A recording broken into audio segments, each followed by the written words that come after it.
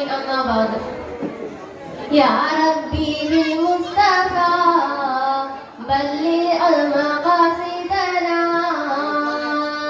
واغفر لنا ما مضى يا واسع الكرم.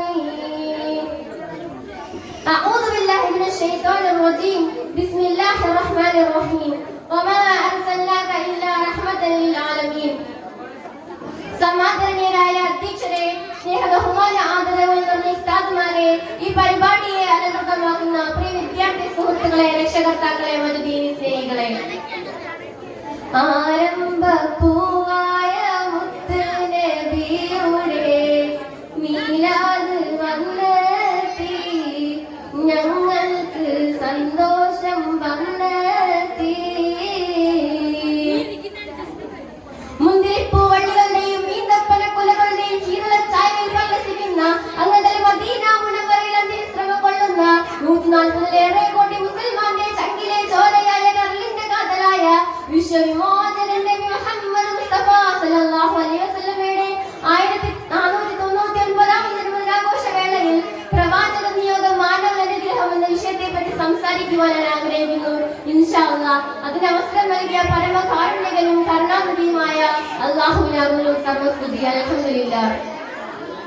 മഹത്തുക്കളെ, മഹാനായ നബി മുഹമ്മദ് മുസ്തഫ സല്ലല്ലാഹു അലൈഹി വസല്ലമയെ അല്ലാഹു പ്രവാചകനായി അയക്കാതിരുന്നുവെങ്കിൽ മക്കയുടെ ചരിത്രം, മദീനയുടെ ചരിത്രം, യസ്രിബിന്റെ ചരിത്രം, മധ്യേഷ്യയുടെയും പശ്ചിമേഷ്യയുടെയും ചരിത്രം, ആഫ്രിക്കയുടെയും അമേരിക്കയുടെയും ചരിത്രം, എന്തിന് ഇന്ത്യ മഹാരാജ്യത്തിന്റെ തന്നെ ചരിത്രം മറ്റൊന്നായി മാറുമായിരുന്നു.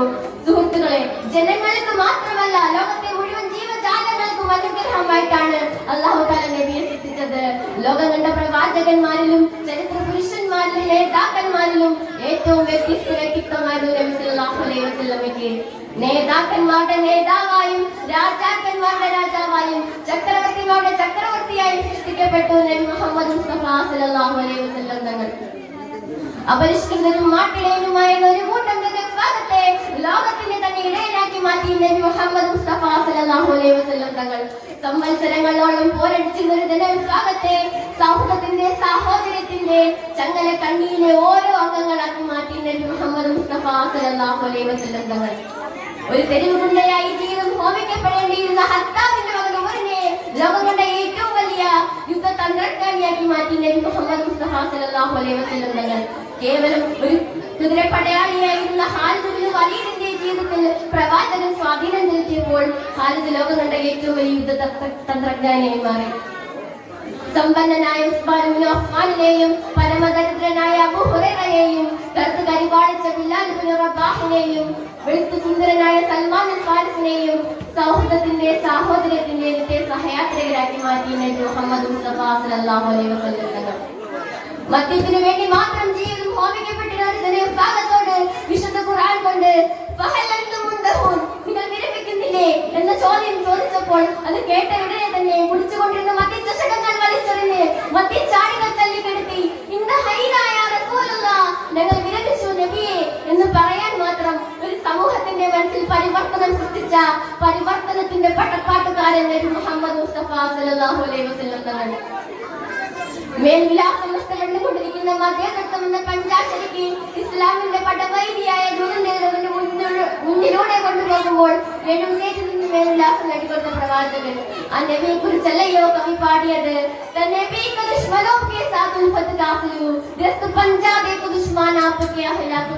അങ്ങയുടെ സ്വഭാവം ദർശിച്ചുകൊണ്ട് ശത്രുക്കൾ പോലും മറ്റ് മിത്രങ്ങളാകുന്ന അത്ഭുതമാണ് ലോകത്ത് ദർശിക്കുവാൻ സാധിച്ചത്.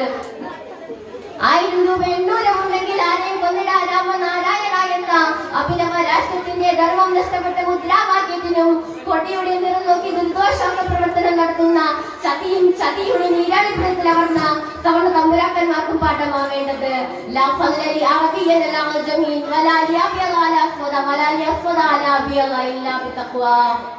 അറബിക്കനറബിയേക്കാളോ കർത്തവന് വെളുത്തവനേക്കാളോ വെളുത്തവന് കർത്തവനേക്കാളോ യാതൊരു ശ്രേഷ്ഠതയുമില്ല. മനുമാഹാത്മ്യത്തിന്റെ മാനദണ്ഡം അത് ദൈവഭക്തി മാത്രമാകുന്നു.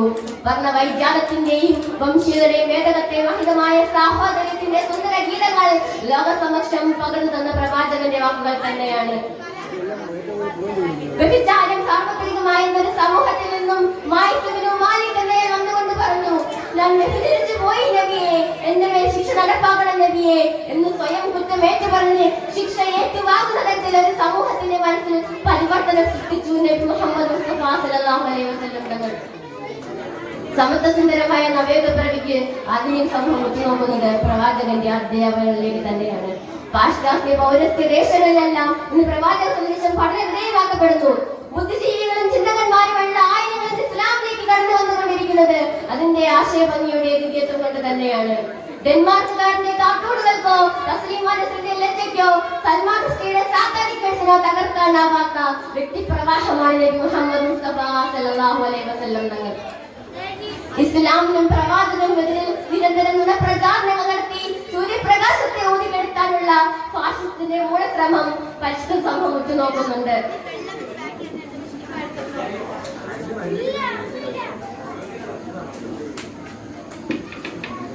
ഫ്രാൻസിലെ റൂവൽ എന്ന സ്ഥലത്ത് 1823 ജനിച്ച ഗുസ്താവ് പ്രവാചകനെ പഠിച്ചു. അദ്ദേഹത്തിന്റെ വാക്കുകൾ ശ്രദ്ധിക്കുക. Muhammad set a shining example to his people. His character was pure and stainless. His food, his dress, his house, they were characterized by a rare simplicity. മാനവരാശിക്കാകമാനം അനുകരണീയനായ ആദർശ പുരുഷനാണ് മുഹമ്മദ്. സ്വഭാവശുദ്ധിയും ജീവിത നൈർമല്യവും അദ്ദേഹത്തിൽ പൂർണ്ണമായി ദർശിക്കുവാൻ സാധിക്കും. അദ്ദേഹത്തിന്റെ വസ്ത്രം, ആഹാര രീതി ഇവയെല്ലാം തന്നെ ആ മഹാനുഭാവന്റെ ജീവിത ലാളിത്യത്തെയും സ്വഭാവ നൈർമല്യത്തെയും വിളിച്ചോതാൻ പര്യാപ്തമാണ്. 1960 റോം ഒളിമ്പിക്സിൽ എതിരാളിയെ ഇടിച്ചു വീഴ്ത്തി ഇടിക്കൂട്ടിലെ സിംഹമായ കാഷീസ് ക്ലേ മുഹമ്മദ് അലിയായി മാറിയതും താലിബാനെ കുറിച്ച് പഠിക്കാൻ പോയ വെള്ളക്കാരി മാധ്യമ പ്രവർത്തക ഫർഖ ധരിച്ച് ബുർഖയണിഞ്ഞ് സ്ത്രീത്വത്തെ ബഹുമാനിക്കുന്ന മതം ഇസ്ലാമാണെന്ന് ലോകത്തോട് വിളിച്ചു പറഞ്ഞതും മലയാളത്തിന്റെ മഹാത്മി മാനോളം ഉയർത്തിയ മലയാളത്തിന്റെ സ്നേഹനിധിയായ കവയത്രി മാധവിക്കുട്ടിയമ്മ കമലാസരയായി മാറിയതും പ്രവാചകന്റെ അധ്യാപകരെ നിഷ്പക്ഷമായി പഠിച്ചത് കൊണ്ട് തന്നെയാണ്. ഫ്രാൻസിലെ റൂവൽ എന്ന സ്ഥലത്ത് ജനിച്ച ഇംഗ്ലീഷ് സാഹിത്യത്തിൽ ബിരുദവും തിയോസഫിയിൽ ഡിപ്ലോമയും നേടിയ ബോസ്വർത്ത് സ്മിത്ത് പറയുന്നത് ശ്രദ്ധിക്കുക. By a fortune absurdly unique in history, Muhammad is a threefold founder of a nation, of an empire, of a religion.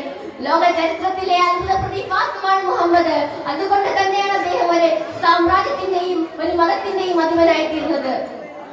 കണ്ണടച്ചിരുന്നാക്കിടുന്ന മനുഷ്യ മനസ്സുകളുടെ നാം കണ്ണുണ്ടായാൽ പോരാ, കാണണം എന്ന ചൊല്ലി പഠിക്കണം എന്ന കവിവാക്യം ഓർമ്മപ്പെടുത്തിക്കൊണ്ടും ഈ ഒത്തുചേരൽ പ്രവാചകരോടുള്ള സ്നേഹവും ആദരവും വർദ്ധിപ്പിക്കാൻ ഒരു അവസരമാകട്ടെ എന്ന് ആശംസിച്ചുകൊണ്ട് ഞാൻ എന്റെ വാക്കുകൾ നിർത്തുന്നു.